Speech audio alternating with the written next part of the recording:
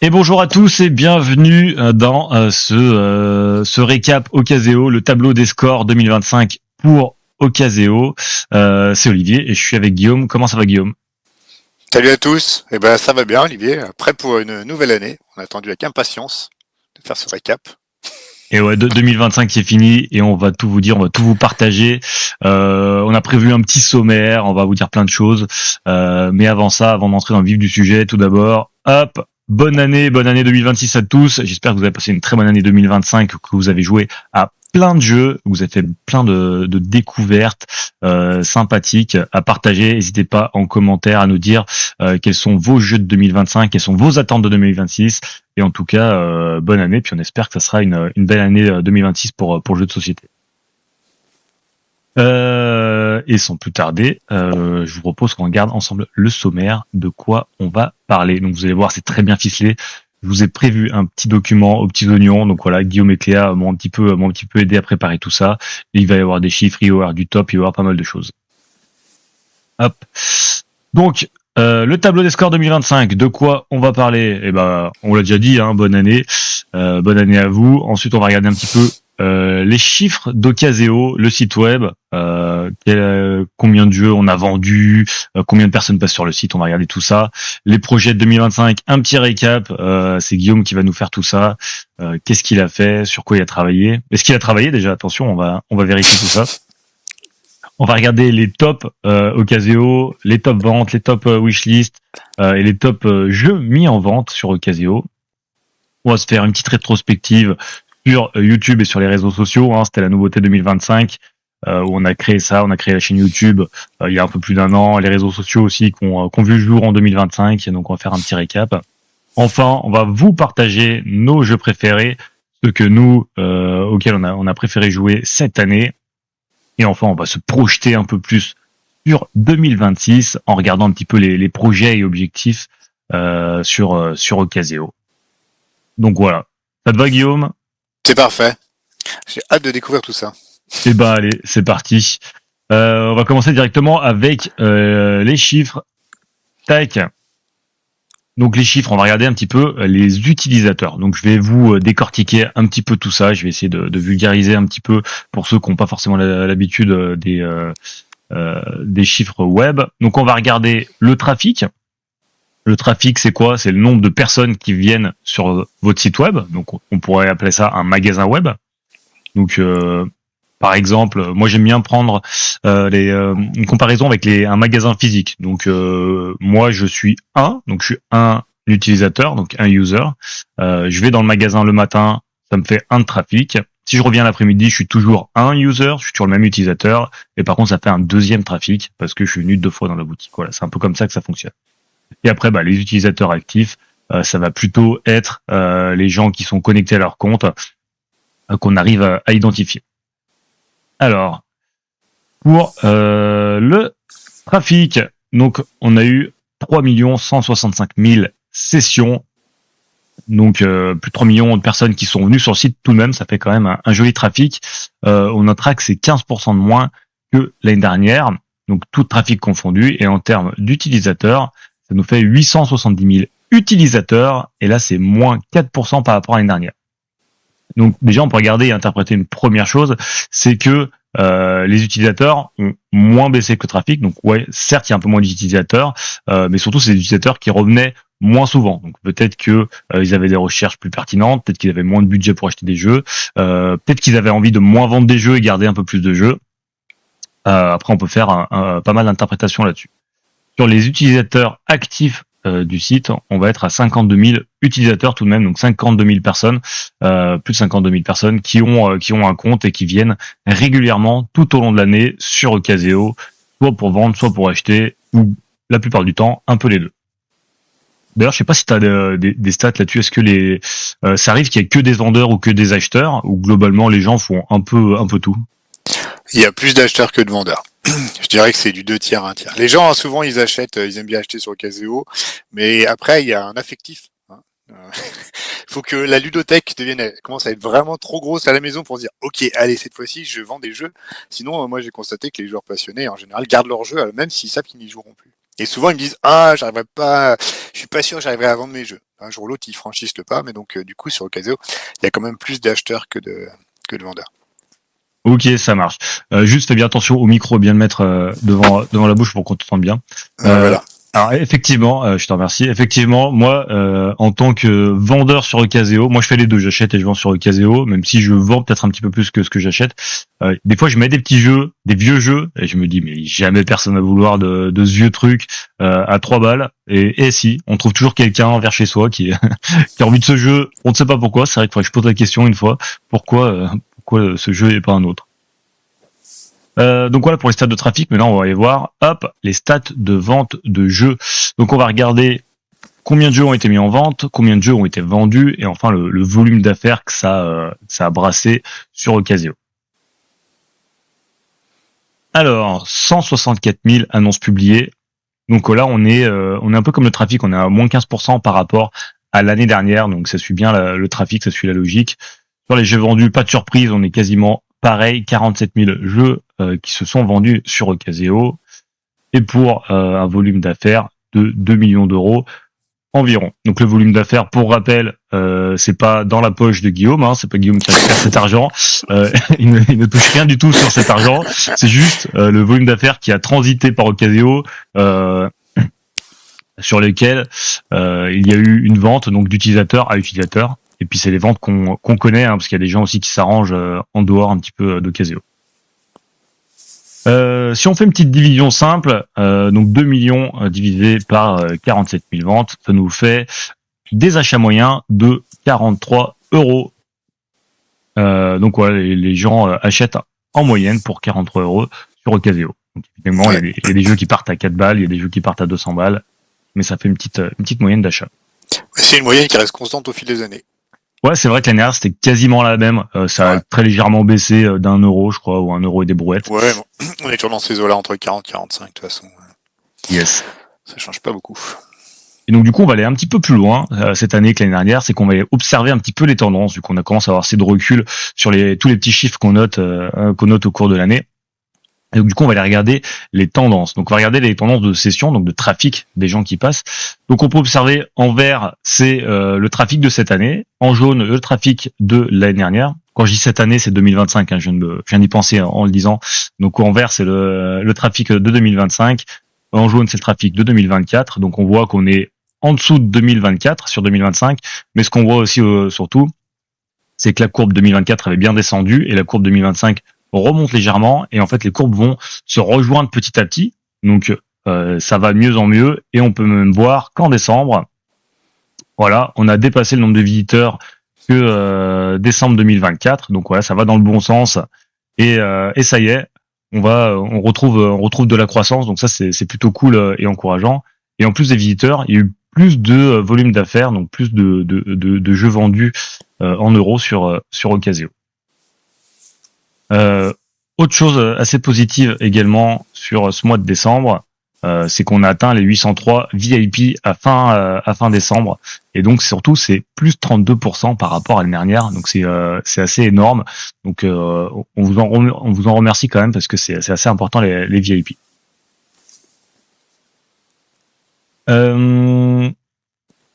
Ensuite, les projets de 2025, et c'est là que Guillaume va intervenir. Je te laisse un peu la main, Guillaume.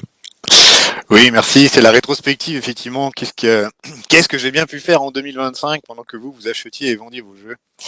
Alors, j'ai essayé, hein, j'ai creusé. C'est des fois un peu difficile de se rappeler tout ce qu'on a fait.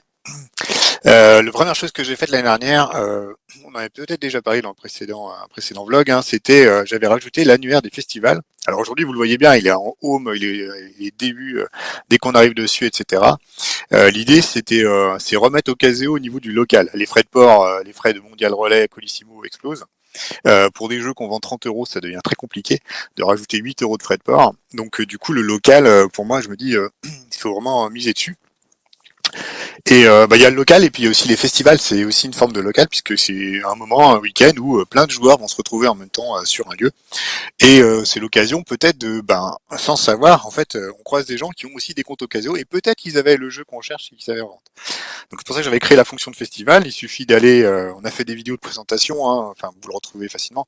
Vous allez sur un festival, vous pouvez dire que vous participez et automatiquement tous vos jeux que vous avez en vente sont ajoutés à la liste des jeux disponibles sur le festival. Et quand vous regardez la liste des jeux disponibles sur le festival, vos jeux que vous avez dans votre wishlist, ils apparaissent tout en haut. Donc ça vous permet tout de suite, si vous cherchez certains jeux, de voir, voilà, si vous avez une chance de les trouver. Et dans ces cas-là, vous contactez le vendeur et peut-être que vous pourrez faire une remise en main propre si vous avez de la chance de vous trouver le même jour, à la même heure, sur le festival. Yes. L'objectif, c'était évidemment, je l'avais mis lancé dès janvier l'année dernière, le but c'était d'atteindre Cannes. Donc voilà, cette année, j'espère que ça marchera aussi et que pour Cannes, vous pourrez, vous avez pensé à vous inscrire tout de suite pour pouvoir éventuellement vous retrouver et faire des achats-ventes. Il n'y a pas de corner sur place après Ocasio, de toute façon, c'est à vous de trouver où est-ce que vous voulez vous rendre. Je précise quand même, cette fonctionnalité ne pourrait pas exister si j'avais pas l'accord que j'ai avec l'éditeur Subverti. Subverti, c'est un éditeur de jeux de cartes, vous connaissez sans doute avec Symbiose, par exemple, qui a bien marché en 2025. Et en fait, il a sur son site, il indexe comme ça tous les festivals, toutes les boutiques de jeux et aussi les associations. Et du coup, avec Johan, on a travaillé, voilà, il me partage ses festivals. Ça permet de mieux les mettre en avant sur Ocasio, ça met en avant son travail aussi. Certaines fois, des festivals me contactent pour dire oui, j'aimerais bien figurer dessus. Je leur dis allez vous inscrire sur Subverti, donc ça permet d'avoir une base encore plus exhaustive. Voilà. Et on fait la même chose avec les boutiques locales, ça c'était en place déjà avant. Quand vous allez sur une fiche de jeu, moi je vous propose les boutiques en ligne, mais je vous propose aussi de chercher à vous géolocaliser et de découvrir les boutiques autour de vous. Parce que ils vendent aussi des jeux et c'est aussi des passionnés et ils méritent autant que c'est pas parce qu'Ocasio est en ligne qu'on doit négliger le local. Voilà, donc ça c'était le principal chantier de janvier. Et après au printemps, j'ai enchaîné sur un autre chantier, c'est que j'ai analysé la baisse d'Ocasio et j'ai essayé de comprendre un petit peu pourquoi. Il y a plein de choses. De toute façon, en 2025, je pense que pas beaucoup de sites web ont un trafic qui est en croissance par rapport à 2024. Je pense que l'objectif de tout le monde, c'était de limiter la baisse, y compris sur la partie vente. Et du coup, j'ai retravaillé toute la base de données, mes fiches de jeu, en partie grâce à MyLudo, un partenariat avec MyLudo. Et puis j'ai aussi travaillé avec les distributeurs pour que je puisse récupérer les données de leur jeu, que je puisse les injecter dans ma base. Pourquoi pas, idéalement, avoir les fiches de jeu créées à l'avance avant que je sorte. Ça évite comme ça qu'un utilisateur saisisse une fiche un peu en double ou qu'elle soit mal renseignée. C'est plus sympa, ça permet même de s'abonner, de mettre en wishlist directement dès la sortie du jeu. Et puis après, j'ai travaillé pour être présent au niveau de Google Shopping aussi, donc en version gratuite, je ne paye pas moi. Comme je ne gagne rien sur les transactions, je ne vais pas payer pour mettre en avant vos annonces. Donc quand quelqu'un cherche un jeu type un Flip 7, il n'y a pas besoin de que les annonces Ocasio soient mises en avant puisque toutes les annonces des autres boutiques en ligne apparaissent en tête. Par contre, quand on commence à aller sur des jeux un peu à des formats Kickstarter un peu introuvables, je sais qu'automatiquement du coup Google Shopping va faire sortir un peu plus Ocasio. Et du coup, ça aide à rendre plus visibles vos annonces également, et ça s'est vu sur le trafic notamment. Et j'ai constaté, vous me direz, mais en tout cas, moi j'ai constaté une hausse aussi du coup de la fréquentation étrangère. Sans doute grâce à ce référencement-là. C'est-à-dire que pour les Kickstarter en anglais, on va trouver un peu plus de public américain, espagnol, qui va venir sur Ocasio, du coup, pour acheter ces jeux-là, ces annonces. Après, c'est intéressant. T'as des gens qui sont prêts à mettre des frais de port pour aller jusqu'aux USA sur certaines. Ouais. Ouais, je l'ai eu. Après, je sais pas, ils m'ont eu contacté, etc. Après, je sais pas si les ventes se font. Ça dépend des vendeurs. Il faut accepter aussi de prendre le risque d'envoyer un jeu de ce gabarit-là, etc.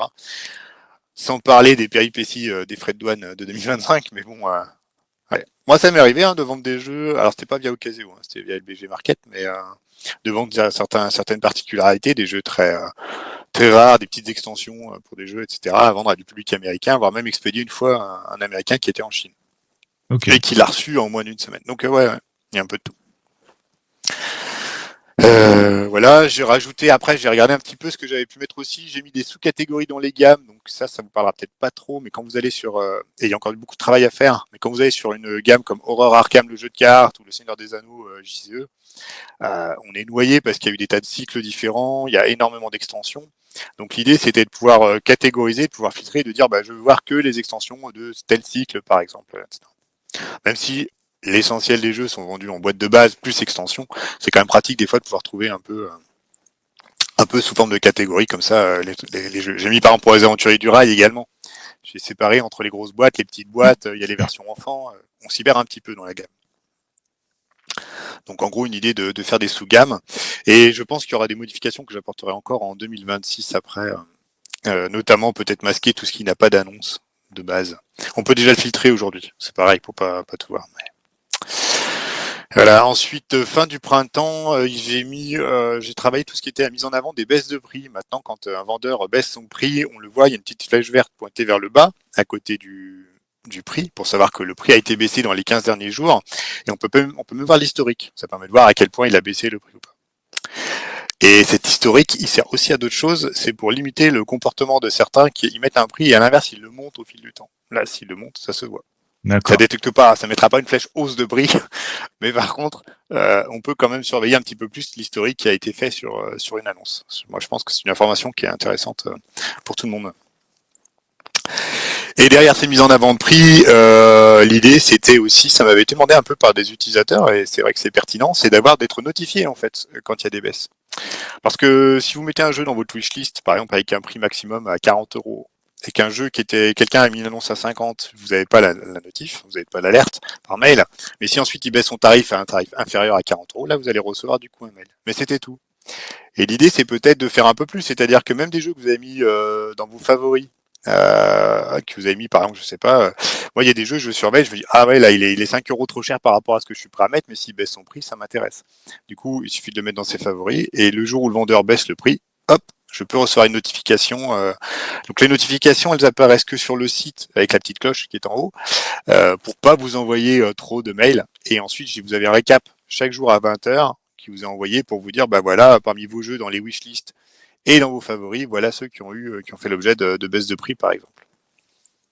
Ok. Ça, je sais pas, j'ai pas eu beaucoup de retours. Je sais pas si c'est beaucoup utilisé, si c'est apprécié. Franchement, voilà. Ça, par contre, dans les commentaires là, sous la vidéo, je veux bien savoir ce que vous pensez de cette fonctionnalité. Pour moi, elle est importante et je pense c'est un facteur de déclenchement d'achat. Donc c'est important. Hein. Quand vous mettez en vente un jeu sur Ocasio, votre but c'est de le vendre. Quand vous cherchez un jeu sur Ocasio, votre but c'est de trouver l'affaire qui vous correspond. Donc voilà, ça c'est les modifications qui sont là, à mon avis, pour vous aider à vendre, vous aider à acheter au bon prix. Et mon principal sujet 2025, tout comme 2024, la grosse difficulté pour moi, c'est encore et toujours l'ajout d'un paiement sécurisé. Beaucoup de travail. Je vous rappelle que 2024, j'avais été abandonné par mon partenaire historique qui était Obvi. J'ai cherché d'autres partenaires, j'ai travaillé sur plusieurs pistes, mais rien n'avait abouti fin 2024. Donc quand ça se passe comme ça, on est humain. Hein, il y a un moment, on a besoin de souffler, donc on passe à autre chose. Et puis au bout de quelques mois, hop, on est regagné à nouveau par la motivation et je me suis repenché dessus au printemps, etc. J'ai pas mal creusé, pas mal cherché de partenaires. C'est très compliqué. C'est très compliqué parce que Ocasio, je suis en micro-entreprise, donc c'est un statut qui est qui est très simple, très basique.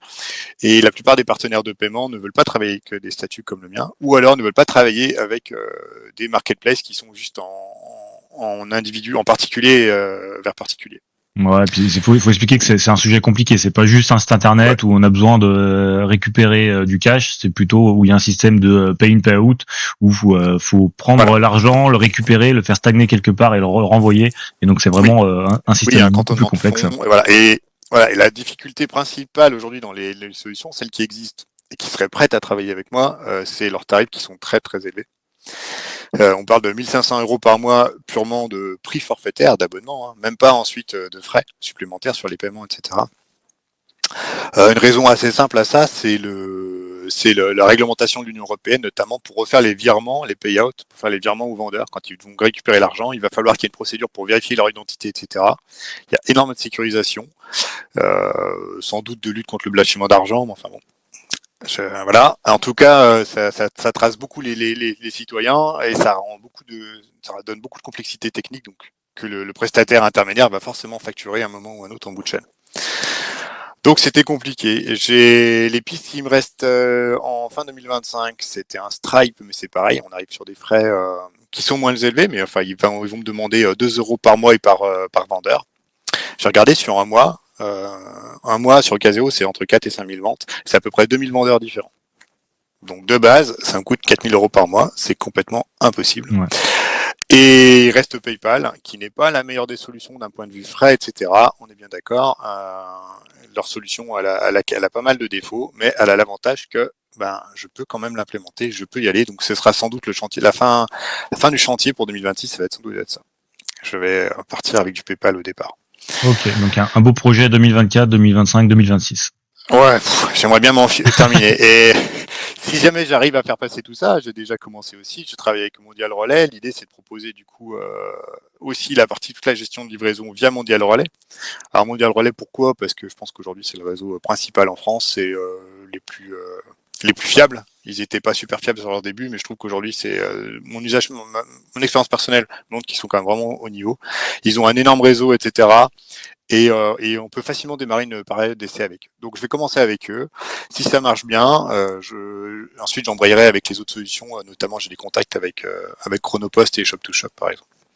Mais ce sera plus tard. En tout cas, l'idée c'est que du coup, l'acheteur paye sur Ocaseo, y compris les frais de port qui sont calculés en amont. Le vendeur, il n'a plus rien à faire, il accepte la vente, il imprime l'étiquette, il colle ça sur son colis, c'est parti.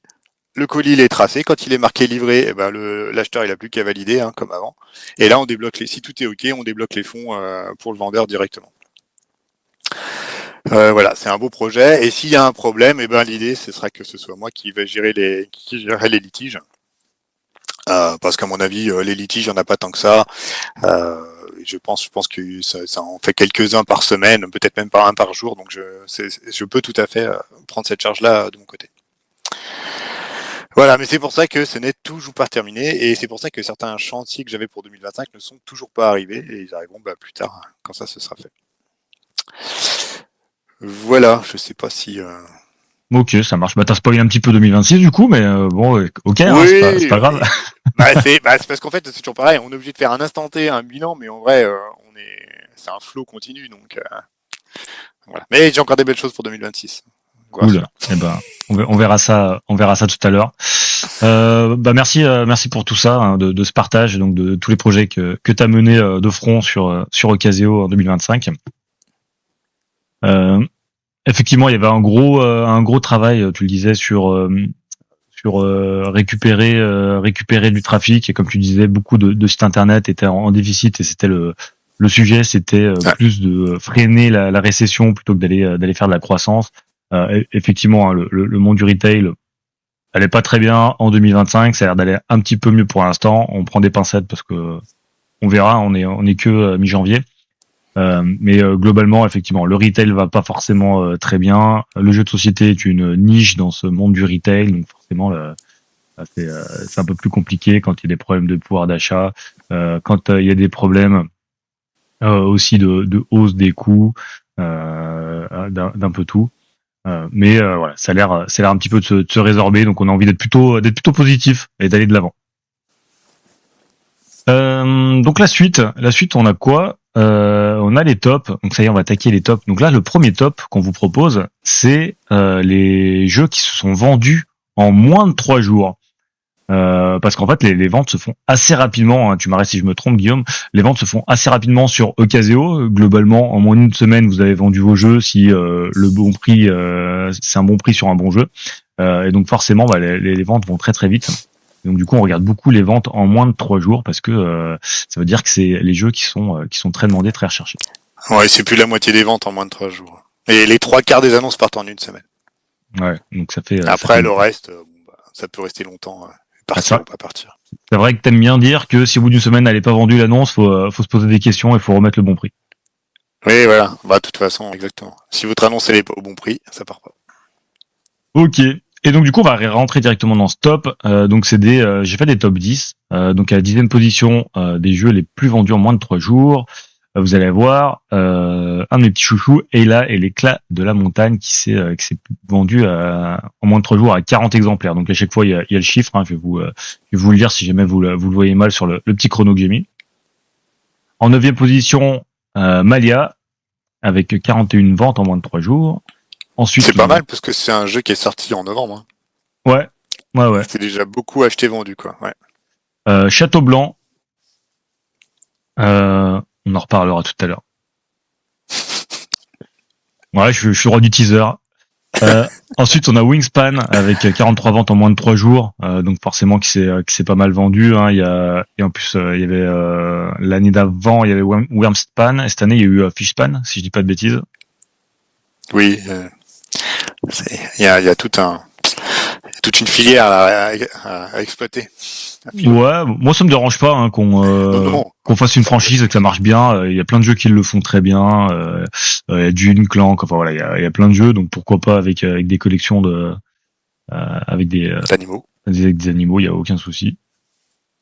Ensuite, Daybreak, qui était nommé aux As d'Or 2024, donc en février 2025, avec 47 ventes en moins de 3 jours. Dead Cells, le fameux, avec 48 ventes en moins de 3 jours. Donc Dead Cells qui était longtemps un habitué des tops au Caseo hein, quand il est sorti. Mais là, je crois que c'est le Dead Cell version retail. Hein. Je pense pas que c'est la version collector. C'est une bonne question. Je suis pas. Sinon, il serait marqué version collector. Donc, je pense que c'est la version retail. Les versions collector, il y en a il n'y en a pas beaucoup qui sont disponibles sur Caseo. Par contre, alors ceux d'entre vous qui l'avaient dans la wishlist, ils ont déjà reçu un mail de ma part, mais il y a eu Scorpion Masqué et ils en ont quelques-uns encore en vente sur leur boutique. Si vous voulez du collector, allez-y parce que le prix est en plus très honnête. Ouais, et je pense en fait que la collector ils veulent beaucoup la garder parce que c'est vrai qu'elle est vraiment vraiment très très belle. Hein. Ah oui, le jeu vaut d'être joué sur une collector. Mais moi je l'ai revendu. Hein. Aussitôt, une fois que je l'ai fini. J'ai revendu aussi, mais moi c'est plutôt une question de temps pour y jouer. Mais ah aussi, comptez 30-40 heures hein, pour bien foncer le. Ensuite, Sleeping Gods, donc qui est troisième ex-aequo, hein, vous voyez, j'ai mis un petit troisième ex-aequo avec 50 ventes en moins de 3 jours. Donc troisième ex-aequo avec SETI. Ouais, Sleeping Gods, un jeu qui de toute façon va rester longtemps, sera souvent dans les tops des ventes sur Ocaseo parce que de toute façon l'éditeur ne le rééditera pas, c'est sûr et certain, ça a été annoncé. Donc de toute façon, votre seul moyen d'en avoir si vous voulez jouer à ce jeu qui est super agréable, etc. à jouer, mais c'est pas une fois que vous l'avez terminé, vous pouvez le revendre. Donc Ocaseo, c'est le meilleur moyen de mettre la main dessus. Et donc ex-aequo avec SETI qui avait eu une très bonne presse et qui avait été un petit peu oublié par les As d'Or d'après certains. Après c'est pas nous qui choisissons hein, mais comme ils ont dit aux As d'Or, 3/4 des jeux experts sortent dans les 2 ou 3 derniers mois de l'année. C'est très compliqué pour eux de jouer à tout et de pouvoir donc Kut Nohara qui était sorti en mars finalement a eu plus de chance. Il était mieux connu du coup par le jury, je pense. Ouais. Et en deuxième position de ce top, Roots qui a été vendu 52 fois en moins de 3 jours. Effectivement, Roots, un habitué des tops tout le temps. Il est toujours présent et c'est un jeu que les gens veulent, qui est compliqué à trouver. Il se vend tout le temps. Dès que vous mettez une annonce, là vous allez voir sur Ocaseo et je crois qu'il y a quasiment plus d'annonces à chaque fois. Dès qu'il y a une annonce, il est vendu quasiment aussitôt. C'est un jeu très sympa, asymétrique pour tout le monde, c'est vraiment très agréable. Et effectivement, il est régulièrement en rupture, donc pareil, c'est comme ça qu'il a sa place. Ouais. Moi, c'est un jeu j'ai très très envie d'acheter, mais je l'achète pas parce que je sais très bien que je le sortirai pas assez souvent. Alors pour ceux comme toi, Olivier, qui du coup sont pas sûrs, il y a une excellente version par contre qui a été faite sur tablette. Hein. Je pense pas qu'elle soit jouable sur les téléphones parce qu'il y a quand même assez touffu, mais en tout cas sur iPad et sur Android, elle est dispo, elle est vraiment très agréable à jouer, avec plein d'animations, etc. Voilà, on joue contre des IA, mais ça reste très très agréable pour avoir les sensations du jeu. Ouais, pour être transparent, je l'ai acheté sur Steam sur PC, voilà. Ah bah voilà. Parce que j'aime le jeu, j'ai envie d'y jouer et puis voilà. Du coup, vu que j'ose pas acheter la boîte parce que j'ai peur de pas le sortir assez, bah voilà, je joue tranquillement sur mon petit PC. Et le jeu qui était le plus vendu en moins de 3 jours sur Ocaseo en 2025, c'est Behind, bam, qui a remporté l'As d'Or. L'As d'Or initial, si ouais, pas de bêtises. C'est ça. C'est un jeu qui s'y prête. Hein. Une fois qu'on a fait les trois puzzles, les 3 énigmes, de toute façon, ça sert à rien de le garder, quoi. Peut-être pour le ressortir dans 2 ans ou 3 ans, parce qu'on aura oublié, mais sinon, heureusement, c'est pas une boîte trop grosse, on peut la garder chez soi. C'est ça, mais c'est mieux de la faire tourner. Du coup, c'est un jeu qui a gagné un prix, qui s'y prête bien justement. On a fini, on le revend, on fait profiter un petit peu les autres. Donc, du coup, on le retrouve dans ce petit top. Voilà, et je pense que ce sera pareil avec la suite là qui vient de sortir, le Behind Purple. On aura sans doute le droit à la même chose en 2026. Yes.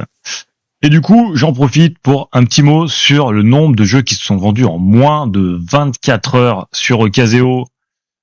4205 jeux se sont vendus en moins de 24 heures sur Caseo en 2025, soit 9%, donc assez énorme. Donc les jeux se vendent vite. En principe, tous les jeux qui sont énormément recherchés se vendent très très vite. D'où l'importance, c'est l'instant pub, de prendre votre VIP sur Caseo. Donc effectivement, donc déjà merci à tous les VIP, aux 803 VIP qui sont là en décembre. Et surtout, ça aide au Caseo, ça permet de vivre, ça permet de faire vivre Guillaume, qui soit pas, il est pas la peau sur les os quand même, qui arrive à se nourrir. Ma famille. Non, sans plaisanter, effectivement, ça aide beaucoup au Caseo dans son fonctionnement. Donc merci. Et en plus, il y en a plein qui le savent pas. Avec le VIP, il y a plusieurs fonctionnalités. Donc vous voyez les courbes de vente. Déjà, je vous montre à chaque top. Vous voyez les courbes de vente sur Caseo. Et franchement, je trouve ça très très cool pour trouver le bon prix, comme on disait, pour que le jeu soit vendu. Et surtout, vous avez les annonces 24 heures avant tout le monde. Et comme vous voyez, il y a presque 10% des jeux qui se vendent en moins de 24 heures. Ouais. Je sais pas si t'as un petit mot à rajouter sur les VIP. J'ai sûrement oublié plein de fonctionnalités qu'ont les VIP. Ouais, mais j'avais fait un petit sondage. Effectivement, la fonctionnalité la plus plébiscitée, finalement, c'est les courbes d'évolution des prix. En fait, quand vous voyez cette courbe-là, on la voit quand Olivier fait les tops, on l'aperçoit dans les vidéos. Si vous ne la connaissez pas, et du coup, ça vous permet de savoir sur les 12 derniers mois le prix moyen, le prix minimum et le prix max de vente du jeu. Ça vous permet de voir à quel prix vous êtes sûr que vous allez vendre votre jeu. Parce que les annonces que vous voyez en dessous, c'est les annonces qui restent en ligne. Pourquoi elles restent en ligne? Souvent parce que leur prix est déjà supérieur à ce que les gens sont prêts à payer. C'est pareil, pour faire une vente, c'est l'offre et la demande. Donc voilà. Cette fonctionnalité-là, elle est vraiment très très sympa. Ça vous aide à fixer votre prix pour la vente, mais ça vous permet aussi, quand vous voulez acheter, d'être sûr que vous allez acheter dans les bons prix, dans les bonnes tendances. Voilà. Et l'autre fonctionnalité, effectivement, VIP, c'est vous avez 24 heures, quand un vendeur publie son annonce pendant 24 heures, seuls les VIP vont la voir, et ensuite elle va être visible pour tout le monde. C'est parfois un peu incompris, mais je pense que les gens, avec le temps, ont pris leur habitude. Je rappelle, l'abonnement VIP, ça vous coûte 15 €, je précise, TTC par an. C'est pas 15 € dans ma poche, encore une fois. Et ça vous permet finalement, pour le prix d'un café par mois, ça vous permet de mettre la main sur des jeux que sinon vous pourriez attendre longtemps. Donc après, évidemment, tout dépend de votre passion. Mais au Caseo, moi, je considère qu'on est entre passionnés, et donc, par conséquent, un café par mois pour vivre sa passion et pouvoir mettre la main sur certains jeux un peu difficiles à trouver, ça vaut le coup.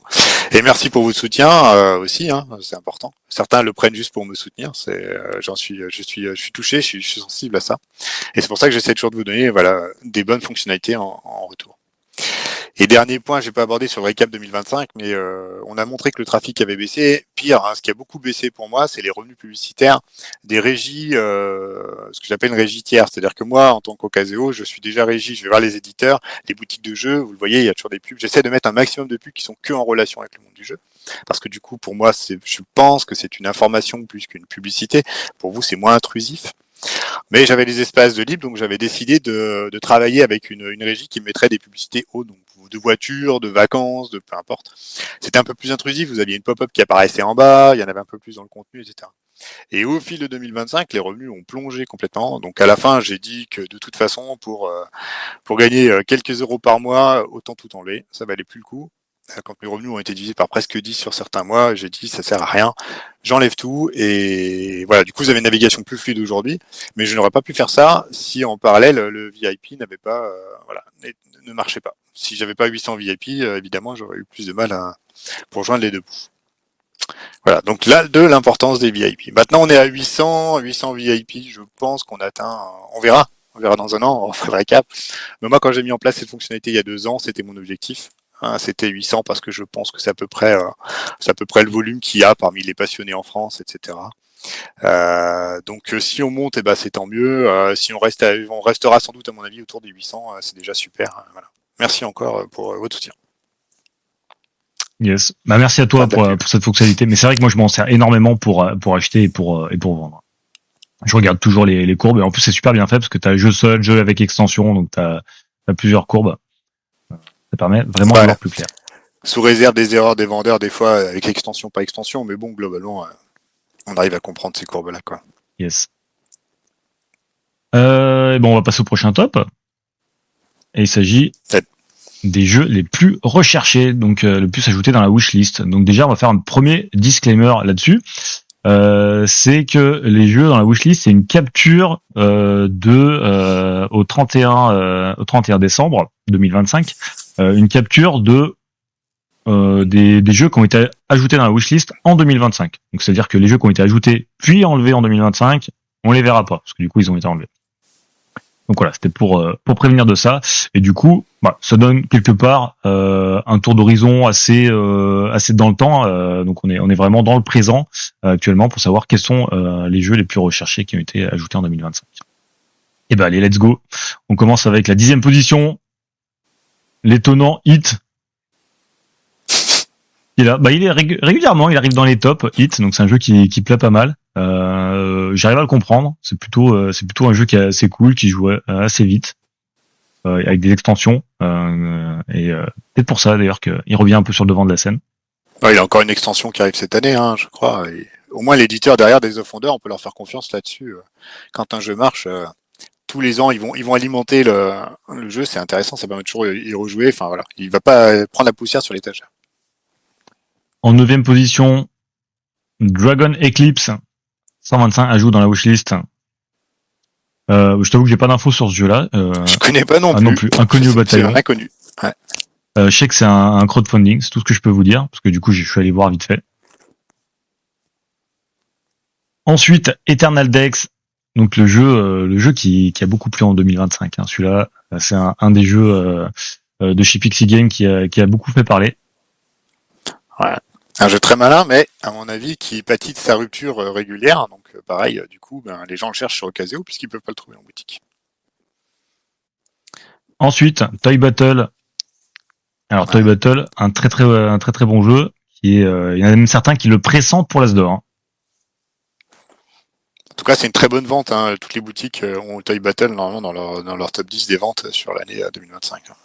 Moi, j'avoue que j'ai joué. Malgré une grosse rupture, hein, le jeu a été en rupture quasi tout de suite l'année dernière, au printemps. Moi, j'ai joué que sur BGA. J'avoue que vraiment, c'est bon jeu, quoi. Plaisant, rapide, efficace. Vraiment cool. Et ensuite, Sweetlands, qui est beaucoup recherché. Ça, c'est l'effet nouveauté. Ouais, l'effet nouveauté. Mais gros jeu, là. Déjà par sa taille, sur la table. Ensuite, en route, bon, classique, hein, voilà, on l'a déjà parlé tout à l'heure, hein, il est toujours là.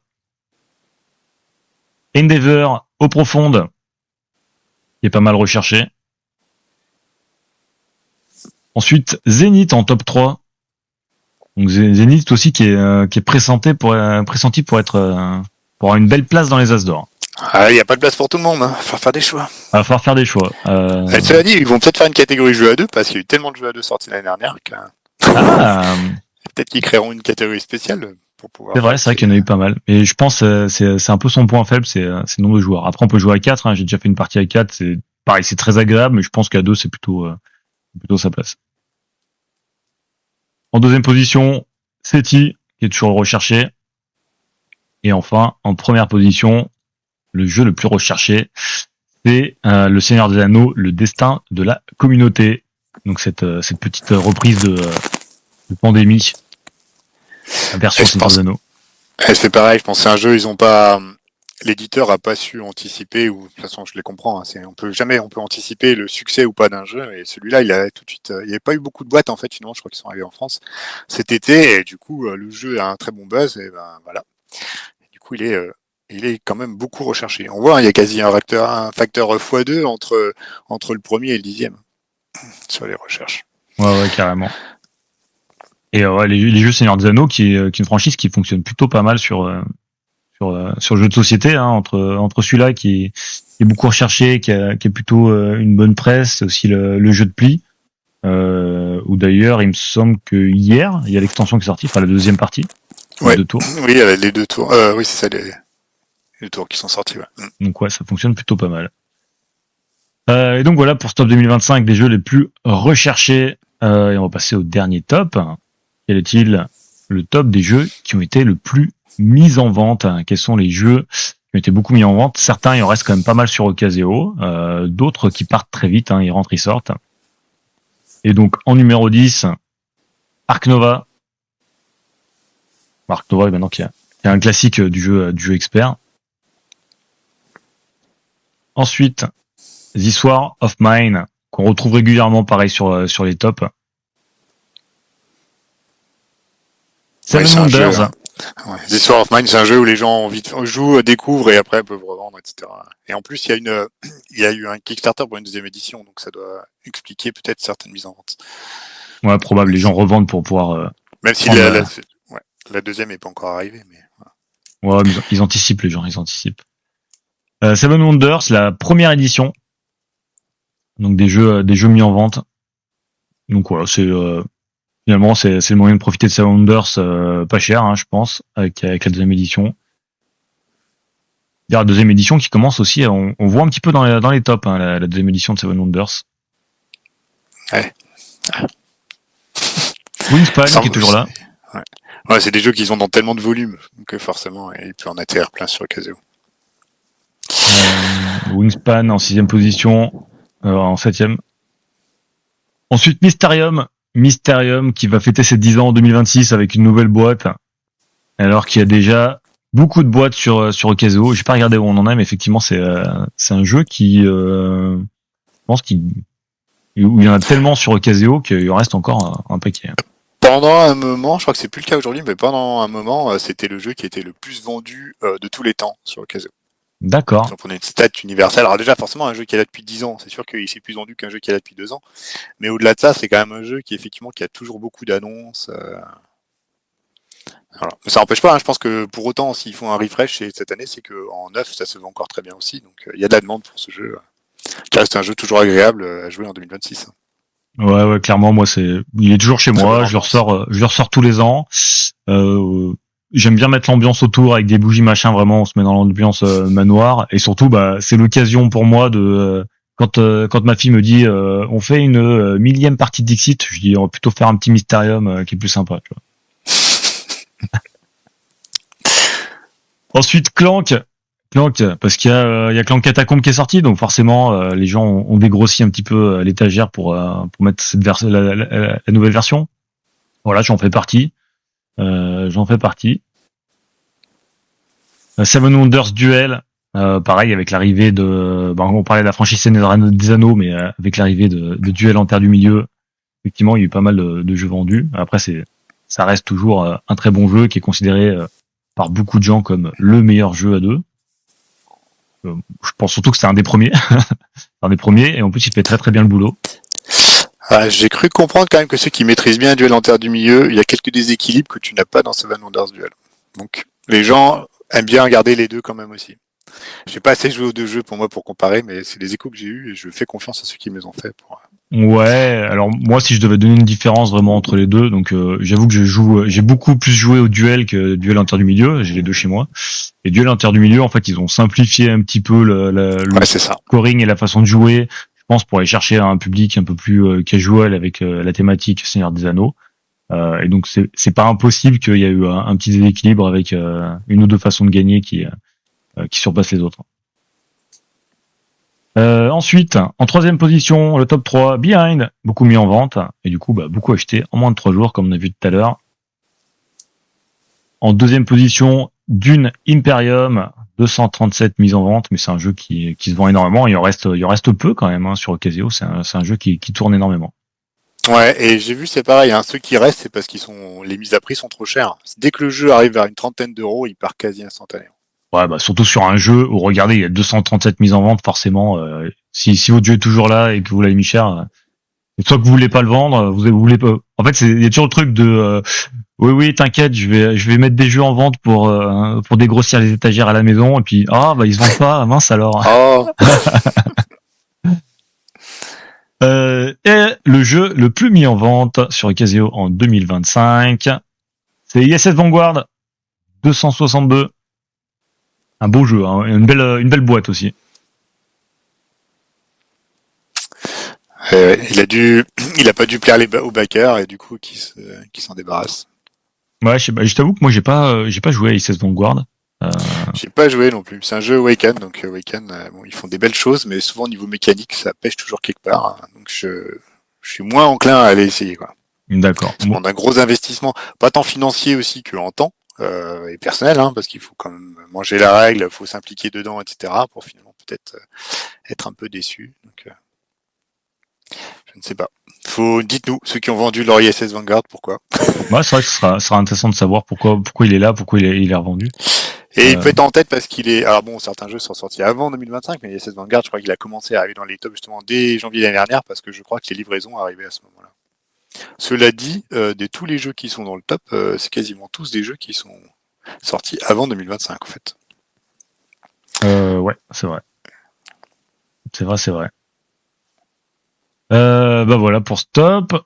Ensuite, hop, je vous propose un petit récap YouTube et réseaux sociaux, donc très léger. Hein, je vais pas vous encombrer avec 12 millions de chiffres, juste pour voir un petit peu ce qui s'est passé avec ces 1 an de vie sur YouTube et sur les réseaux sociaux. Alors on va commencer par YouTube.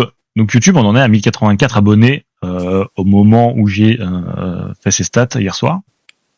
Ça a peut-être changé, hein, peut-être qu'on a perdu 1 ou 2 abonnés, qu'on a gagné 1 ou 2 d'ici là.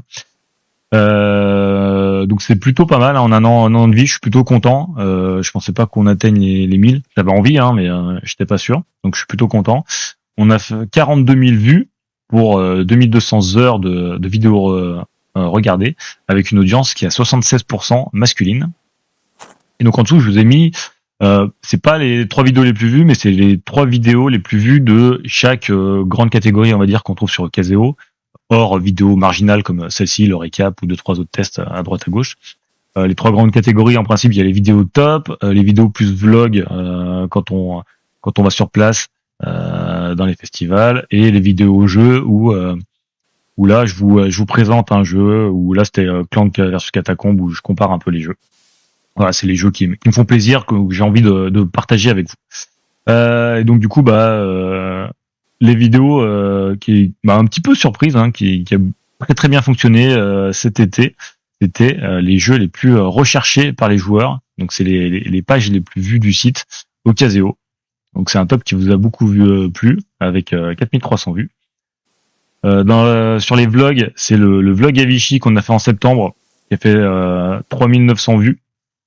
Donc je suis plutôt content parce que c'est vrai que je suis toujours content d'aller sur les festivals, hein. Comme je dis aux éditeurs, vous travaillez, moi je suis là pour le plaisir, hein. C'est la différence, hein. Moi c'est mon petit passe-temps, c'est mon petit plaisir au Caseo. Donc même si je me suis levé à 6 heures pour aller à Vichy, globalement c'est pour le plaisir. Mais après derrière j'essaie de me tenir pour faire le montage dès le lundi soir en rentrant du boulot. Donc voilà, donc j'y passe un petit peu de temps, je me couche tard pour pouvoir faire ces vidéos, donc je suis plutôt content que ça vous plaise, d'être au cœur de l'actu et des nouveautés ludiques. Ça explique d'ailleurs le succès de cette vidéo, hein, parce que ça a été une des premières vidéos de l'événement qui a été postée, je pense, et ça a créé aussi ça crée l'engouement. Ça crée l'engouement, et d'ailleurs n'hésitez pas, il y aura les vidéos de Cannes, j'essaierai de les sortir rapidement, hein. Quand je dis rapidement, c'est moins d'une semaine après l'événement. Donc voilà, avant le mercredi après Cannes, j'essaierai de vous sortir les premières vidéos, mais voilà, n'hésitez pas. Ça sera pas chaque soir. Ah, tout est possible, mais il va falloir que je prenne mon gros PC sous le bras pour faire le montage. Ouais. Et la vidéo jeu la plus vue, c'est Clank versus Clank Catacomb, donc les grandes différences entre ces deux jeux, voilà, pour mettre en avant le Clank Catacomb d'Ori Games. Donc 1200 vues pour cette vidéo. Et après pour les vidéos les plus vues de tout le compte Caseo, les 2 premières c'est les 2 qu'on voit là, hein, c'est les jeux les plus recherchés et Vichy, et la 3e qui est pas là, c'est le récap de l'année 2024. Enfin le récap au Caseo. Ouais. On va passer aux réseaux sociaux. Donc les réseaux sociaux, donc on va se focus sur Instagram. Donc attention, hein, on a également un Facebook, donc n'hésitez pas à aller follow également sur Facebook et Caseo. Donc sur Instagram, on en est à 1028 followers. Donc pour mettre un petit peu les stats en parallèle, j'ai pris les mêmes stats d'un côté et de l'autre. Donc 45 000 vues sur Instagram pour une audience qui est à 57% masculine. Donc effectivement, c'est voilà, c'est surprenant, mais on prend l'info. Effectivement, avec le même nombre de vues, on voit qu'on n'a pas tout à fait la même audience d'un côté et de l'autre. Et enfin pour les meilleures performances sur les posts. Donc le post qui a le plus de vues, c'est le tout premier post du compte Ocaseo, qui dit Ocaseo débarque sur Instagram avec 2000 vues. Le reel qui a le plus de vues, c'est le reel sur la mise en avant du jeu Medical Mysteries de chez Yellow avec 1700 vues. Le reel qui a été le plus regardé en durée, c'est le vlog à Vichy également avec 2h54 de visionnage.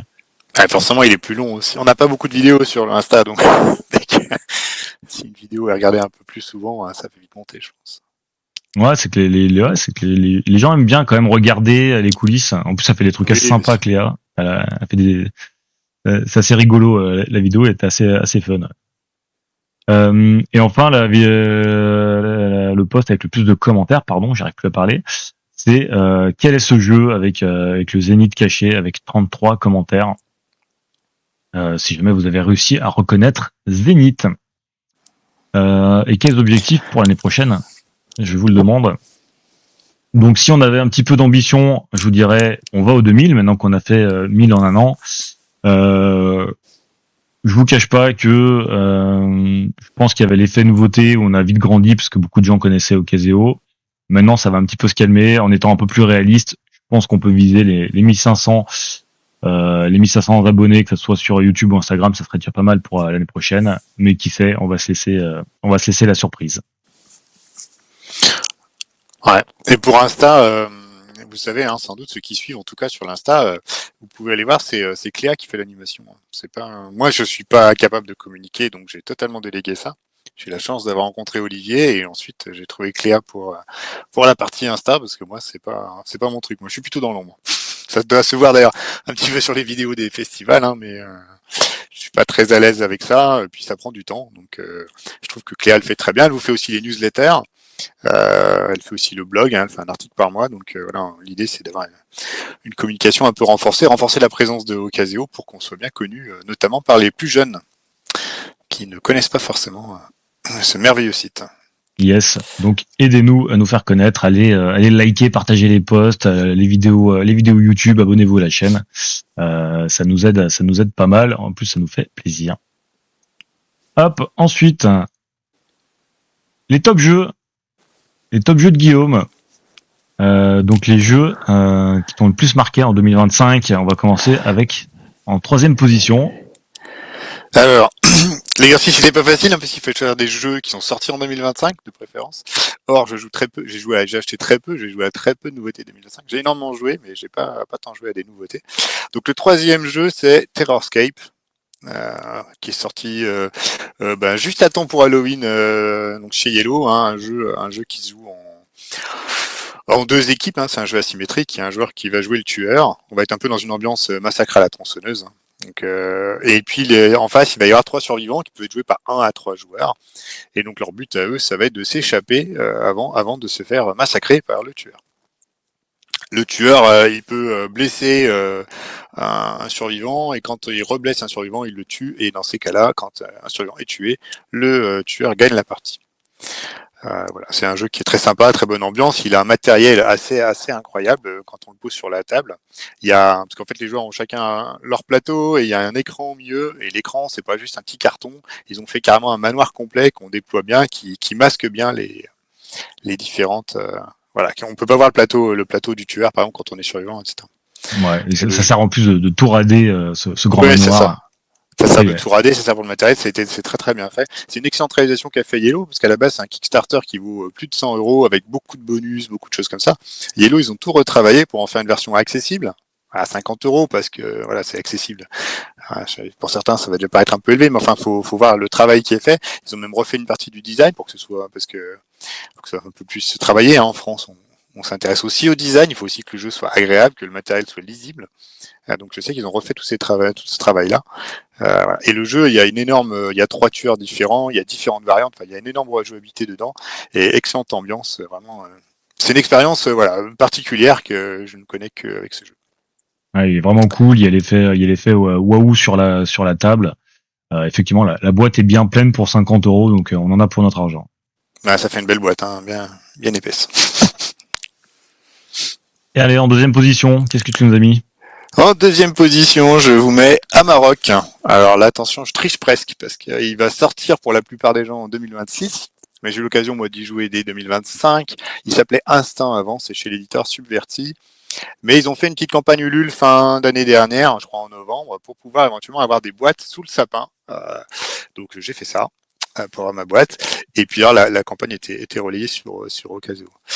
Et un Maroc, pour moi, c'est un excellent jeu, je vais dire, à identité secrète. On n'a pas vraiment d'identité secrète. Hein. Le but, on est des loups dans la forêt. Le but, ça va être de chasser les plus grosses proies. Ça, c'est le truc basique. Mais en fait, toute l'originalité du jeu, c'est qu'on va jouer avec des cartes. Au départ, on joue avec les cartes. On a 2 cartes en main et elles sont de notre côté. Mais au fur et à mesure qu'on va gagner des manches, les cartes vont pouvoir être visibles par les adversaires et plus par nous. Et surtout, à son tour de jeu, on peut jouer n'importe quelle carte. Pas nécessairement les cartes que j'ai en main, mais aussi les cartes de l'adversaire, des cartes de la pioche ou des cartes de la rivière. Je prends où je veux. Ça peut être une carte face cachée ou une carte face visible. Et s'ensuit, du coup, il n'y a pas beaucoup de cartes dans le jeu, il y a une vingtaine de cartes, donc en fait, il y a des cartes bleues et rouges. Et au fur et à mesure que les cartes ont été jouées, ou voilà, on peut deviner. Il y a une petite dimension de bluff, il y a une petite dimension de déduction dans ce jeu pour essayer de trouver la bonne carte qui va permettre de gagner. Il y a différentes conditions de victoire qui peuvent changer. Il y a beaucoup de choses concentrées dans ce petit jeu aux parties de 5 minutes. Alors c'est des manches de 5 minutes, une partie ça va durer 15-20 minutes, il faut gagner 3 manches pour gagner la partie. Mais voilà, je pense que c'est un jeu pour moi qui peut remplacer du Love Letter par exemple, qui a un énorme potentiel sur ces aspects-là. Et en plus, on peut le jouer en équipe. Moi, j'ai fait les premières parties à 6 joueurs, c'est quand même là que c'est le plus sympa. J'ai pas encore joué en équipe, mais je pense que c'est aussi une excellente façon de jouer. Ok, bah, je connaissais pas du tout. Merci pour cette petite découverte. Du coup, ça m'a titillé un petit peu. J'ai envie d'aller voir un petit peu plus Je pense d'infos qu'il va sur ce sortir, jeu-là. ouais. Je pense qu'il sera dispo à Cannes, je sais pas trop. Et ben, Voilà, les illustrations sont super, enfin tout est bien. on manquera pas d'aller voir Subverti à Cannes pour regarder tout ça. Et en première position, alors ton top jeu 2025, quel est-il? Et en première position, c'est pareil, je pense que c'est un jeu que certains d'entre vous ont entendu parler, c'est Once Upon a Line, chez Perte et Fracas. C'est un jeu qui peut se jouer, le mieux il faut le jouer à 1 ou 2. Au-delà, je pense que c'est compliqué. C'est un jeu un petit peu narratif, c'est un jeu où on va devoir avancer dans une histoire. Mais toute l'originalité du jeu, c'est qu'en fait, on va avoir une planche comme un mot croisé, mais qui est toute masquée et qu'on va gratter, un peu comme les jeux à gratter qu'on peut trouver dans les bars tabac. Donc on va gratter, au début on va commencer avec un seul mot et le but ça va être de trouver d'autres mots. Alors on va avoir des indices, on va avoir des cartes d'histoire qui vont nous permettre de révéler d'autres mots qui sont à trouver dans la même zone que là où on est. Certains on sait qu'ils vont croiser le mot qu'on a. Mais pour faire ça, on va avoir 3 personnages et on va devoir dépenser des actions. Et des actions qui vont nous permettre de gratter une case, 2 cases, 3 cases, jusqu'à 5 cases. On peut combiner, etc. Mais au fur et à mesure qu'on va avancer dans le jeu, que le temps avance, on va de plus en plus réduire la taille de nos actions. Elles vont être de moins en moins efficaces.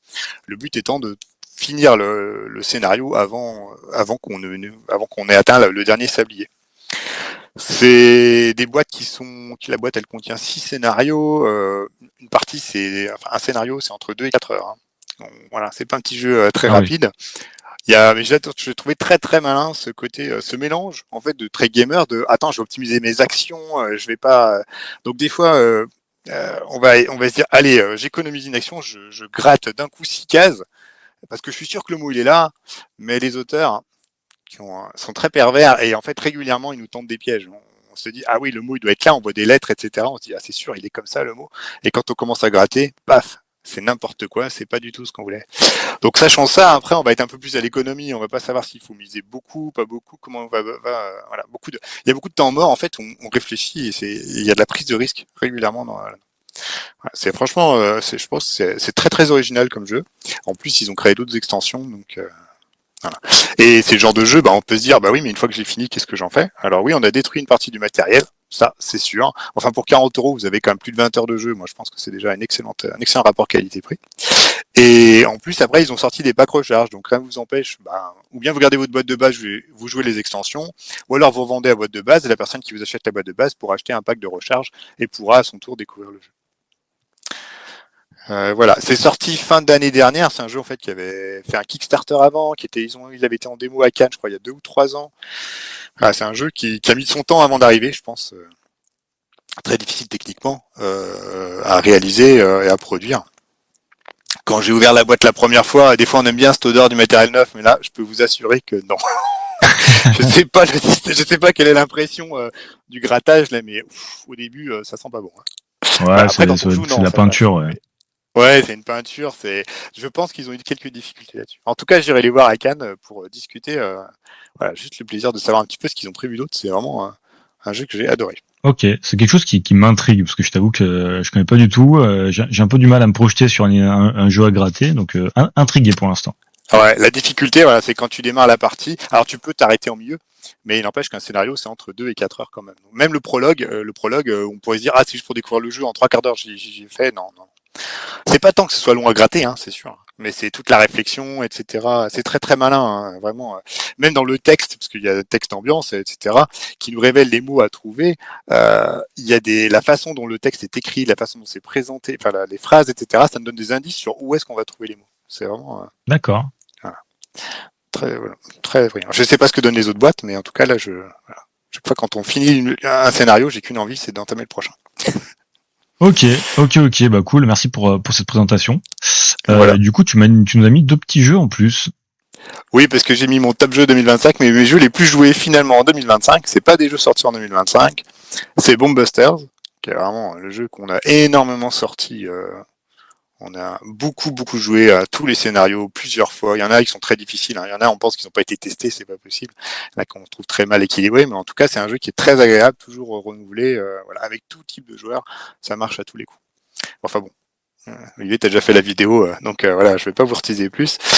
Et l'autre jeu qu'on a énormément joué, c'est Château Blanc, en version où on a joué que à 2. C'est un jeu expert, là par contre on picote. Ça picote un peu, c'est un jeu où il n'y a jamais 2 parties identiques. C'est un jeu d'optimisation des ressources, des actions. On a que 9 actions. Mais 9 actions à 2 joueurs, on a quand même plus d'1 heure pour faire la partie. Tellement les choix sont compliqués. Et en fonction de ce qu'a joué l'adversaire, en plus, il peut avoir enlevé des actions disponibles et donc il faut tout recalculer. Avec 9 actions, il faut tout optimiser. Il faut optimiser un maximum. Il faut faire en sorte que, dans la mesure du possible, l'action va nous donner d'autres actions bonus. Et également qu'on va pouvoir gérer correctement les ressources. Donc c'est assez tendu comme jeu. Et je pense qu'à 4 joueurs, c'est interminable, alors qu'à 2, ça reste agréable, accessible, parce que même quand l'autre prend son temps, de toute façon, nous, on est encore en pleine réflexion aussi pour notre tour de jeu. Par contre, c'est du expert, ça, c'est sûr. Vous ne ferez pas jouer un débutant là-dessus, il va être complètement perdu. Ok, et ben merci pour ce top, Guillaume.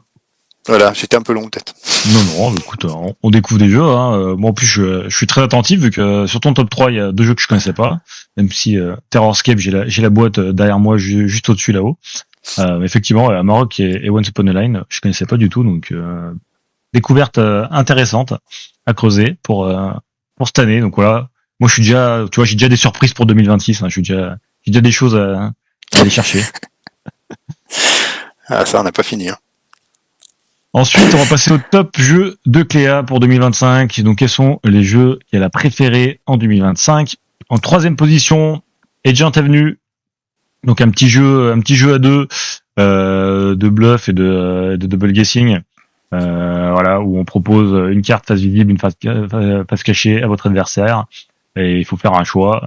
Et après, selon les cartes qui prend, ça fait avancer votre petit pion, l'adversaire aussi un petit pion qui tourne en rond et le premier qui rattrape l'autre a gagné. Des parties très rapides, ça peut être même 2 minutes la partie, 10 minutes max, je dirais. Allez, 15 minutes si vraiment on prend le temps de discuter, de boire un coup au milieu. Un petit jeu rapide et malin qui fonctionne plutôt très bien. En 2e position, des jeux préférés par Cléa, Zénith, l'incontournable Zénith, donc qui joue à 2 ou à 4, qui est vraiment très cool de chez Playpunk. Donc c'est un jeu de tir à la corde. On va essayer de récupérer soit 3 planètes identiques, soit 5 planètes différentes. Où je me rappelle plus la dernière condition de victoire. Aïe, j'ai mal révisé. Et donc c'est un jeu où on va essayer de récupérer des planètes. Donc en fait, sur le lore, on est dans une espèce de conquête galactique et on essaie de récupérer le pouvoir en gagnant de l'assise politique sur telle ou telle planète, donc on les récupère vers soi. Bon, j'avoue que la thématique, c'est un des trucs où je me dis bon, il y aurait une autre thématique, le jeu serait toujours aussi cool, tu vois. Mais après, il est bien illustré, bien thématisé. Le matériel est vraiment cool. D'ailleurs, j'ai vu que Playpunk ont fait un post sur Insta où ils sont allés visiter l'usine qui fait les petits pions. Donc c'est pas des pions en plastique, c'est en résine de bois assemblée et coloré. Et je trouve ça vraiment très cool. Ça donne un aspect et un toucher particulier au jeu. Mais vraiment un jeu. Si je dois donner une particularité de ce jeu qui fait qu'il est vraiment très bien, c'est la tension. La tension qu'il y a dans ce jeu du début à la fin. On a l'impression que chaque action, on va perdre ou on va faire gagner l'adversaire. Enfin voilà, il y a vraiment une tension à chaque carte jouée, à chaque tour qui est incroyable. Tu as joué toi, Guillaume, à Zenith? Et non, Zenith, Agent Avenue, en fait, non, j'ai pas joué. En fait, c'est... Pourtant, à chaque fois que j'en entends parler, ça me fait envie, mais en fait, derrière, c'est le genre de jeu que je ne sortirai pas, parce qu'en fait, c'est des gabarits de jeu qui sont trop courts. C'est bête à dire, mais nous, moi, quand je démarre une session de jeu, on est parti. Hein, donc, on peut jouer 1 heure, 2 heures, mais enchaîner des petites des petites parties de jeu comme ça, finalement, peut-être pour les vacances, on pourrait le prendre, mais même les vacances, on a tendance à sortir du plus gros. Je ferais au moins que je fasse une partie de découverte, hein, c'est sûr, pour déjà voir un peu ce qu'est le jeu, etc. Après, quitte à ne pas forcément l'avoir chez moi, mais voilà. Je me rappelle que tu l'avais acheté à Cannes tout de suite là, quand il. Exactement. Sans même l'avoir joué. Alors c'est vrai que sans l'avoir joué, en fait, j'avais tellement aimé Captain Flip et Playpunk avec Thomas et Antoine, et j'étais tellement dans la hype du truc, je suis arrivé à Cannes. J'ai débarqué du train, je suis allé directement chez Playpunk, j'aurais pris un Zenith parce que j'avais peur qu'il soit en rupture. Donc vraiment c'est le premier truc que j'ai fait en arrivant à Cannes. Donc effectivement la boîte est toujours derrière là. Donc je pourrais on pourra jouer ensemble sans problème. Ça sera avec plaisir. En première position, quel est le jeu préféré de 2025 de Cléa? Terrorscape. Donc voilà, on a déjà loué ses qualités de tout à l'heure. Très bon jeu, gros matos, une belle boîte bien pleine. Une asymétrie originale, donc vraiment très bon jeu. Une ambiance à jouer dans la pénombre, à la lueur des bougies ou autre. Mais... clairement, il se passe quelque chose quand tu sors sur la table déjà. Ouais, c'est ça. Et j'ai pas précisé, mais le truc qui est fun, c'est que les survivants, ils osent pas parler trop fort, ils chuchotent ou ils osent pas se donner de l'information parce que le tueur est juste à côté et il entend tout. Ouais, et tu fais bien de le préciser parce qu'en fait ça fait toute la différence, parce que quand tu joues à 1 contre 1, finalement t'as pas ce côté-là en fait, où t'as moins le côté film d'horreur, alors qu'en fait quand il y a plusieurs adversaires qui jouent en face du tueur, ils vont discuter des choix, mais ils vont chuchoter pour pas que le tueur entende trop. Et moi je sais que j'ai joué avec ma fille et ses copines, donc ma fille qui a 10 ans et des copines à elle, et à chaque fois elle parlait et elle me regardait pour voir si j'avais entendu, si j'avais capté un mot, elles osaient pas se cacher sous la table pour te parler, et juste ça c'est très très drôle. Effectivement, ça rajoute du truc de je vais me cacher sur la table pour être sûr qu'ils m'entendent pas, et voilà, ça rajoute de la mauvaise compréhension, voilà, ce qui rend une tension supplémentaire, mais c'est fait pour. Yes. Et on va passer à mon top 2025. Quels sont les jeux que j'ai préférés sur 2025? Troisième position, Tech Time. Voilà. Donc voilà, presque un classique maintenant, j'ai envie de te dire, de 2025. Déjà. Donc ouais, non, il y a eu beaucoup de presse sur ce jeu. Moi, c'est un jeu auquel j'avais peu envie de jouer parce qu'il avait tout pour ne pas me plaire. Voilà, on se parle pas, on met des cartes autour d'une horloge. Enfin vraiment, ça me bottait pas du tout. Et j'ai des potes qui m'ont dit tu nous saoules, Olivier. Le jeu est là, tu vas y jouer, viens à table. Et donc j'y ai joué et il y a eu une évidence quoi. C'était fun, drôle, rapide. Et du coup, je crois que dans tous mes potes, on a tous Tech Time et voilà, il sort régulièrement en famille avec les copains. Et vraiment, c'est un jeu il est beau, il est magnifique, il est malin. Ça se joue vite. En plus, il n'y a pas besoin de prendre 12 ans pour jouer à Tech Time. Donc vraiment, une très belle réussite pour moi pour 2025, une belle découverte. En deuxième position, For Crown. Donc, il avait été nommé aux As d'Or 2025 parce qu'il était sorti en janvier 2025. Et donc, du coup, ça avait fait scandale. Je crois que ça avait fait couler beaucoup d'encre de nommer un jeu qui venait juste de sortir. Il y a toujours ça tous les ans, mais c'est comme ça. Ouais. Moi, un jeu que j'adore. Donc, c'est un jeu qu'on qualifierait d'enfoiré. C'est un jeu vraiment où le but, c'est de faire des coups bas aux autres. Donc voilà, on a un petit coffre avec des rubis et on va choisir des cartes dans une dire une sorte de marché. On va choisir des cartes et on va les mettre avec notre sleeve pour qu'on reconnaisse notre maison. Et après, on va faire un gros tas, on va mélanger tout ça et on va tirer les cartes et on va résoudre les effets des cartes. Et à chaque fois, c'est soit je gagne quelque chose, mais la plupart du temps, c'est je fais perdre des rubis à mes copains pour qu'ils perdent des sous. Et effectivement, celui qui a gagné, c'est celui qui a le plus de rubis à la fin dans son coffre. Donc très malin, il y a un garde-fou justement pour pas qu'on s'acharne un peu sur tout le monde, où on peut dire regardez, moi il me reste que ça. C'est très drôle, ça marche aussi bien avec les copains avec qui on aime bien faire des coups de crasse que avec les enfants qui aiment bien se chamailler. Je vous cache pas que les premières parties il y a eu des larmes chez moi, voilà, je vais pas vous mentir. Forcément. Quand la petite faisait juste perdre des rubis à sa grande sœur, il y a eu des larmes au bout d'un moment. Mais voilà, ça fait des anecdotes et on en rigole. Mais effectivement, ce jeu, je l'ai. Pourquoi il est en deuxième position et en troisième Parce que je pense qu'il est sorti en janvier, je l'ai beaucoup plus cramé que Take Time. Et donc du coup, j'ai beaucoup plus de souvenirs et de bons souvenirs sur ce jeu. Et je trouve que les jeux, en fait, où t'es méchant comme ça, pour moi, ça marche toujours, ça crée un truc. Et en plus, moi, j'aime bien ça, donc évidemment, j'en joue et je surjoue là-dessus. Ça chouine, ça râle, mais non, lui, il a plus, ça fait lui perdre à lui, etc. Et c'est tout ce que j'aime. Il n'y en a pas beaucoup. Hein. Ouais, il n'y en a pas beaucoup aussi méchants que ça. C'est vrai qu'il est vraiment très très méchant celui-là. Et en première position, mon jeu préféré de 2025, Thunder Road Vendetta, l'édition Maximum Chrome de chez Lucky Duck. Donc voilà, j'avais pledge sur Kickstarter. J'ai reçu ma boîte cet été, fin août je crois. Et vraiment, le jeu il marche avec tout le monde. Il marche avec ma fille, avec les copains. En fait, c'est un jeu d'ambiance à 150 balles, j'ai envie de vous dire. Hein. C'est un gros jeu d'ambiance. Hein. Mais putain, quelle ambiance, quoi. Mais putain, quelle ambiance autour de la table. Une grosse boîte aussi. Ouais, il y a une grosse boîte, il y a une grosse règle. Au début, on se dit, waouh. Et en fait, tout est fluide quand on joue. Les règles, elles sont connues. En un tour de jeu, tout le monde a tout compris autour de la table. Il n'y a pas besoin d'explications qui durent 12 ans. C'est fun, c'est chaotique au possible. On essaie de réfléchir à des stratégies. J'ai des potes qui réfléchissent 3 plombes à leur stratégie. Je dis mais essaie pas de trop réfléchir. Hein. Dans tous les cas, ça va pas du tout se passer comme t'as prévu. Donc ne fais pas ça. Et du coup, voilà, c'est chaotique. Moi, j'adore le chaos, j'adore les jets de dés, donc forcément, ça me correspond. Forcément, il y a aussi le côté de, on fait une course, on essaie de se rattraper. Voilà, je te cache pas qu'on a peu été au bout de la course. Hein. Ça a plutôt fini où on s'est tous foutus sur la tronche.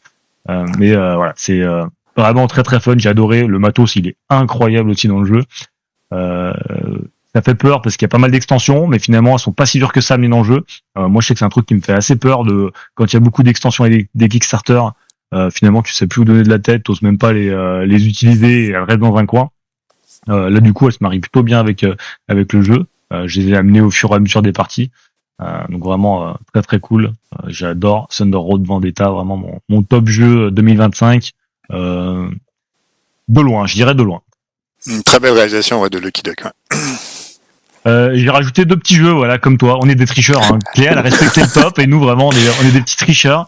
J'ai rajouté au pied du podium, j'ai rajouté Zenith et Tesoros pour des raisons différentes. Donc c'est 2 jeux que j'ai adorés.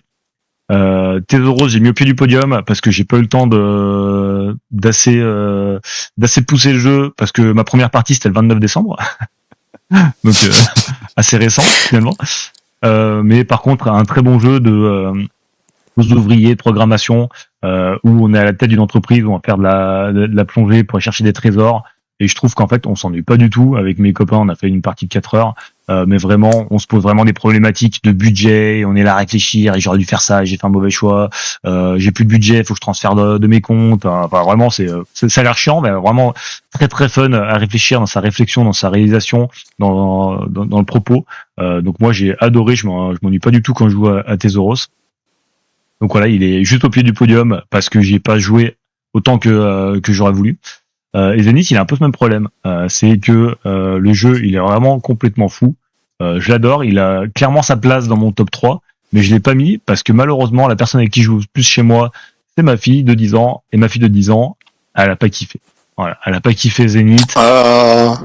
Et donc, voilà, ça me rend triste. Voilà, je l'ai déshérité, c'est pas grave, hein, mais... Et tu sais pourquoi? Qu'est-ce qu'il a je la connais et en fait...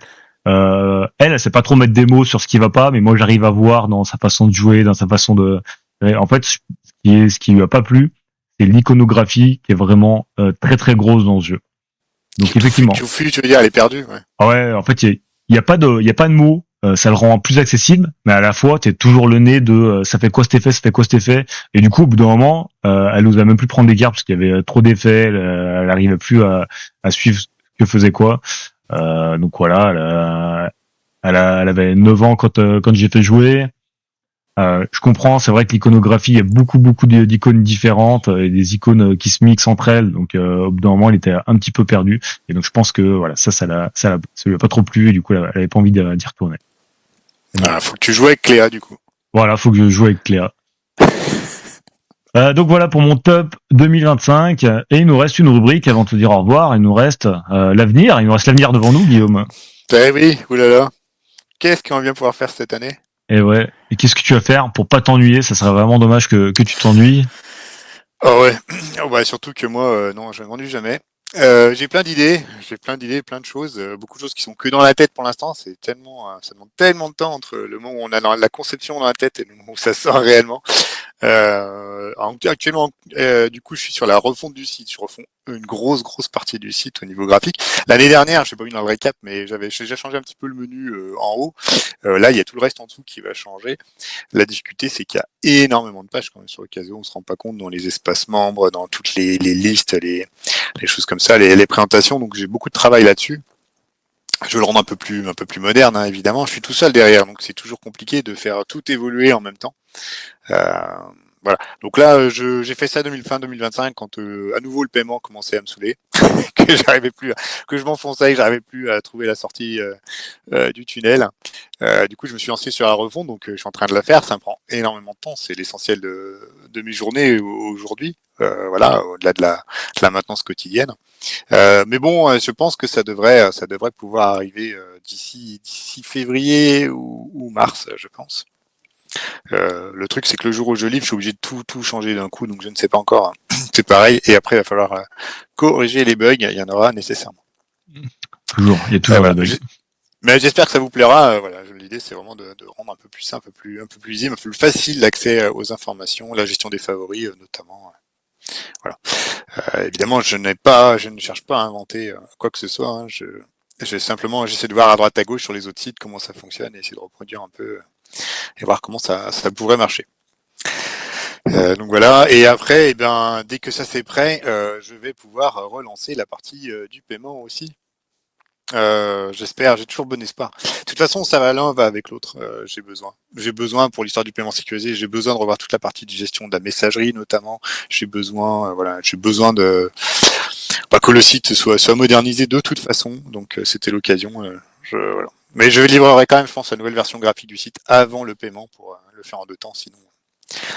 Sinon, je m'en remettrai pas de la correction et de la maintenance des bugs de la première semaine. Ouais, ça fait beaucoup de grosses grosses mises à jour d'un coup. C'est compliqué, c'est beaucoup de code qui est imbriqué quand même l'air de rien, donc c'est voilà, il faut pouvoir. Mais bon, normalement, voilà, je vais le mettre en 2 temps.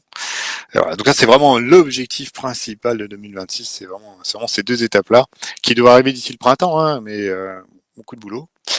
Et après derrière, peut-être c'est les vacances, peut-être les tropiques. Je ne pense pas. Je ne pense pas. Donc, ça sera plutôt j'ai une idée que j'ai depuis au moins 2 ans et que j'aimerais bien proposer parce que je pense que ça a sa place sur Ocaseo. C'est une rubrique les bons deals, quelque chose comme ça, un peu une sorte de deal labs du jeu de société avec une page dédiée qui permettrait de savoir où sont les bons coups de fusil du moment sur les jeux. Parce que finalement, les gens viennent sur Ocaseo à la fois pour trouver des jeux introuvables, mais aussi des fois pour trouver des bonnes affaires. En ce moment, le marché du jeu, il en regorge, hein, des ventes privées à droite à gauche, ventes flash, et j'en passe. Donc peut-être qu'on pourrait avoir un endroit qui recentre un petit peu tout ça, facilement d'accès.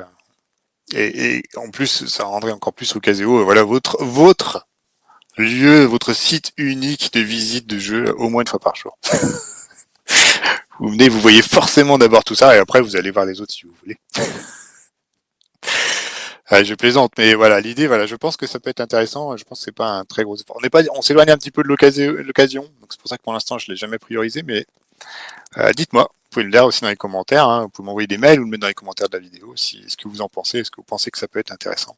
Bon, je trouve ça intéressant. Hein. Des fois, je flâne sur Ocaseo et c'est vrai qu'avec une rubrique bonnes affaires, j'irai voir. Je peux me laisser surprendre aussi pour un petit jeu. Mais c'est vrai que moi j'aime bien flâner justement quand il y a les soldes ou autre. Et du coup, voilà, je me laisse surprendre. J'ai déjà Knapix, mais qui est pas beaucoup utilisé, qui reste très peu utilisé. Vraiment, très peu de personnes vont dessus. J'ai peut-être 300 personnes qui y vont par jour. Mais c'est voilà, il y a Knapix qui fait déjà l'état des lieux quotidien entre une quinzaine de boutiques en ligne. Mais voilà, il n'a pas du tout la même fréquentation qu'Ocaseo, donc je pense que faut que je trouve un moyen de mettre ça un peu plus en avant. Voilà, je vais travailler aussi un peu plus la partie base de données, etc. À terme, on va vouloir remettre un peu plus de thématiques dans les jeux pour pouvoir faciliter. Peut-être des fois, on cherche juste un jeu sur une thématique particulière, mais pouvoir les trouver. Aujourd'hui, c'est pas possible. Par exemple, cette dimension, elle est manquante. Et voilà. Et après, il y aura tout le reste là maintenant. C'est des nouvelles idées qui arriveront. Vos retours, qui seront nombreux, j'imagine. Donc, on verra. C'est dur de voir tout ce qui nous attend pour 2026. On a aussi des festivals. Ouais, tout à fait. Présent à Cannes et Vichy cette année encore. Je sais pas si on en fera d'autres, mais au moins à Cannes, c'est sûr, vous nous retrouverez. On va peut-être essayer de vous proposer on réfléchit, il faut qu'on en reparle avec Olivier et Claire. Peut-être vous proposer un moment, un créneau horaire sur lequel on pourrait se retrouver sur le salon, comme ça, juste pour le plaisir de boire un coup et discuter. Ouais, discuter, échanger, pas forcément d'Ocaseo, du monde du jeu, ou même pour parler de la pluie et du beau temps. Voilà, c'est l'idée, c'est de se rencontrer et puis d'échanger et de partager. C'est plutôt. Voilà, exactement. Aussi, ça fait aussi partie de l'ADN d'Ocaseo, de la remise en main propre et puis on échange entre passionnés. La passion. Voilà. Exactement. Voilà, c'est ça, la discussion autour de la passion. Yes. Voilà. Et toi, Olivier, tes réseaux, quels sont tes objectifs 2026? Bon, mes objectifs 2026, comme je disais tout à l'heure, c'est je vais essayer de viser les 1500 abonnés sur YouTube. Après, je peux me laisser surprendre avec 2000 si je sens que les 1500 le cap des 1500 est passé assez tôt dans l'année. Et après, globalement, sur les vidéos, je vais essayer de continuer le rythme avec des vidéos jeux, les vidéos top pour avancer comme ça. Encore une fois, c'est les vidéos jeux que je mets en avant, c'est les jeux vraiment que j'ai envie de mettre en avant, comme je disais, moi je fais ça, c'est mon passe-temps, c'est mon petit plaisir. Donc je parle pas des jeux parce qu'un éditeur me le demande. Ou parce que Guillaume me le demande, je parle d'un jeu parce que j'ai envie de parler de ce jeu. Ça pourrait être ça. Tu pourrais me dire, tiens Olivier, mais parle de ce jeu. Je sens que c'est un bon filon. Jamais. Faut que ce soit la passion qui parle. Non, c'est les jeux que moi j'ai envie de mettre en avant parce qu'en fait j'ai envie de mettre du cœur dans la vidéo. N'hésitez pas à me faire de retour sur les vidéos. J'essaie de faire un format que moi j'aimerais consommer. Je fais un format qui me plaît. J'essaie de faire un truc assez fun, assez drôle.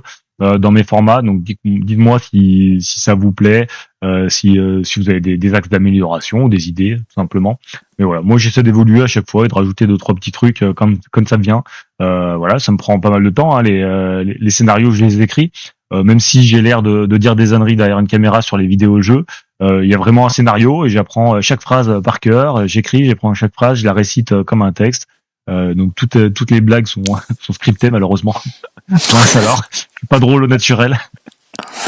Tout est scripté, donc voilà, ça fait marrer un petit peu. Ça fait marrer ma femme aussi qui a dû me gifler dans ma dernière vidéo. Mais on voit le progrès entre ta première vidéo de Toriki il y a un an et les dernières, par exemple, on voit déjà on voit du tout le progrès qu'il y a eu en un an, quoi. Déjà, ça me tenait à cœur d'arriver à une qualité technique que je trouvais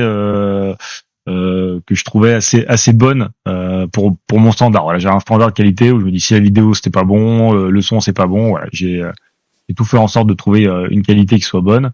Après, j'ai peut-être le dernier souci que je pourrais régler, moi, c'est l'éclairage où vraiment je tourne dans ma pièce que j'appelle la salle de jeu qui est derrière moi, qui est vraiment très sombre, donc c'est compliqué d'avoir un bel éclairage qui fasse naturel. Mais voilà, je suis plutôt content de la qualité de la vidéo telle qu'elle est. Et maintenant, voilà, j'essaie juste de m'améliorer, de présenter les jeux, de rester drôle et fun, d'avoir une vidéo dynamique qui soit intéressante pour tout le monde. Puis il y aura les vlogs évidemment. Donc évidemment, si jamais on se rencontre pas à Cannes, n'hésitez pas à venir voir la vidéo puisqu'il y aura la vidéo vlog de Cannes. Donc je sais pas cette année, l'année dernière j'ai fait une grosse vidéo vlog. Je sais pas si cette année je vais pas la découper. Peut-être que je présenterai des éditeurs. J'ai peut-être envie de faire 2-3 interviews, donc voilà, je verrai un petit peu comment j'organise ça. C'est selon le temps que j'ai et les opportunités sur place.